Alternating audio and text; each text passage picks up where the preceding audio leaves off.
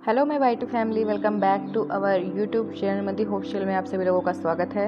अगर आप मेरे चैनल पर नए हो तो मेरे चैनल को सब्सक्राइब करना और साथ ही साथ में बेल आइकन को प्रेस करना ना भूलें, ताकि आपके पास से मैं जितनी भी इंटरेस्टिंग और अच्छी अच्छी स्टोरीज़ मैं आप लोगों के लिए बनाती हूँ उनका नोटिफिकेशन आपके पास में आता रहेगा।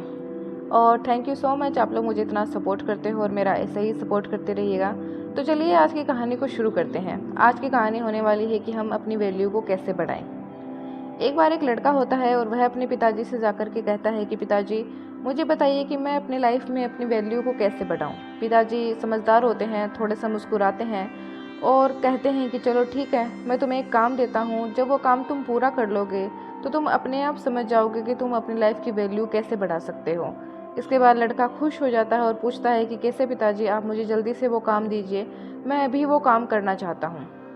उसके बाद उसके पिताजी उसे एक पत्थर देते हैं। एक साधारण सा दिखने वाला पत्थर होता है।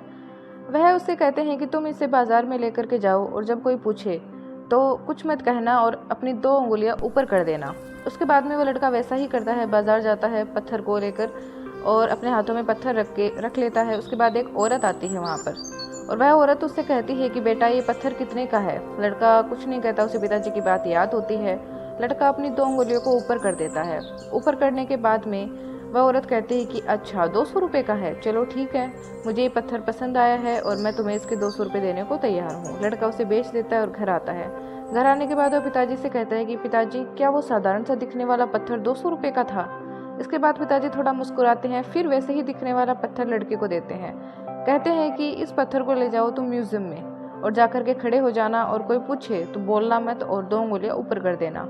उसके बाद लड़का उस पत्थर को म्यूजियम के अंदर लेकर के जाता है और कई देर तक वहाँ पर खड़ा रहता है। खड़ा रहने के बाद में एक बुजुर्ग आदमी उसे कई देर से देख रहा होता है और वह उसके पास आता है और उससे पूछता है कि ये पत्थर जो तुमने अपने हाथ में ले रखा है ये बहुत ही सुंदर है और तुम इसे कहाँ से लेकर के आए हो और ये कितने रुपए का है। लड़का कुछ भी नहीं कहता है और अपने 2 हाथों को ऐसे 2 उंगलियों को ऊपर कर देता है। बुजुर्ग आदमी कहता है कि अच्छा, 2 लाख रुपए का है। इसके बाद वह लड़का थोड़ा चौंकता है लेकिन वह कुछ भी नहीं कहता है। इसके बाद वह आदमी उसे 2 लाख रुपए दे देता है और वो पत्थर खरीद लेता है। वह लड़का भाग करके जल्दी से अपने घर पे आता है। पिताजी से कहता है कि पिताजी पिताजी, क्या वो पत्थर सच में 2 लाख रुपए का था। एक आदमी ने मुझे उसके 2 लाख रुपए दिए और मैंने उसे बेच दिया है। इसके बाद पिताजी फिर उसे वैसे ही दिखने वाला एक सेम पत्थर देते हैं। कहते हैं कि अब तुम जाओ और ये एक तुम एंटिक शॉप पर इसे लेकर के जाओ, वहाँ पर खड़े हो जाना और कुछ भी मत बोलना, 2 उंगलियां ऊपर करना कोई पूछे तो इसकी कीमत। इसके बाद लड़का वैसा ही करता है, शॉप में जाता है और उस शॉप में जो भी पुरानी चीज़ें होती हैं वो लाखों करोड़ों रुपए की बिकती होती हैं। इसके बाद वह लड़का वहाँ पर कई देर खड़ा रहता है, कोई उसे कुछ भी नहीं कहता है। फिर एक आदमी आता है जो कि उस पत्थर को कई देर से देख रहा होता है। आते ही वह उसे कहता है कि ये पत्थर पता नहीं मैं कितने टाइम से ढूंढ रहा था, इस पत्थर की कीमत तुम क्या लगाते हो। इसके बाद लड़का कुछ नहीं कहता और 2 उंगलियां ऊपर कर देता है। इसके बाद वो आदमी कहता है कि अच्छा, 20 लाख का ही है। इसके बाद वह कहता है, कुछ नहीं कहता और वह आदमी कहता है कि मैं तुम्हें इसके 20 लाख रुपए देने को तैयार हूँ। वह उसे 20 लाख रुपए दे देता है और वो लड़का उस पत्थर को बेचकर अपने घर आता है। इसके बाद वह पिताजी के पास जाता है और सारे पैसे पिताजी को देते हुए कहता है कि पिताजी, तीनों ही पत्थर सेम दिखते थे लेकिन तीनों की कीमत में इतना फ़र्क क्यों। इसके बाद पिताजी उसे समझाते हैं कि बेटा, इसे ही कहते हैं अपनी लाइफ की जो वैल्यू होती है उसे बढ़ाना। लड़का कहता है कि मैं नहीं समझ पाया पिताजी, आप क्या कहना चाहते हो। इसके बाद पिताजी कहते हैं कि मैंने तुम्हें 3 पत्थर जो कि सड़क से मैंने तुम्हें उठा करके दिए थे, क्या तुम्हें लगता है उनकी कीमत इतनी हो सकती है। लड़का कहता है कि नहीं पिताजी, मुझे नहीं लगता है कि इन पत्थरों की जो कीमत है वो इतनी हो सकती है, ये साधारण से दिखने वाले होते हैं। फिर पिताजी कहते हैं कि मैं तुम्हें यही तो बात समझाना चाहता हूँ। हमारी लाइफ की वैल्यू डिपेंड करती है कि हम अपने आप को किन परिस्थितियों और किन इंसानों के बीच में रखते हैं।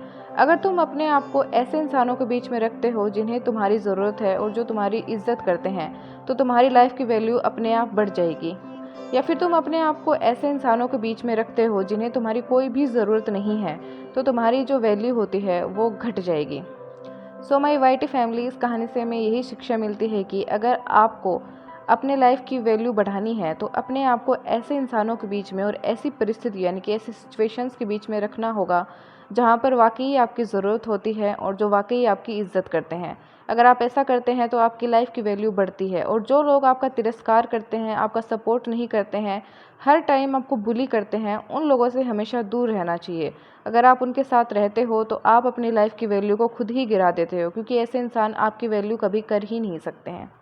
So thank you so much for listening this moral story. ऐसी स्टोरीज़ मैं आप लोगों के लिए लाती रहूँगी और आप मेरी प्यारी सी वाईटी फैमिली बनते जा रहे हैं, तो थैंक यू।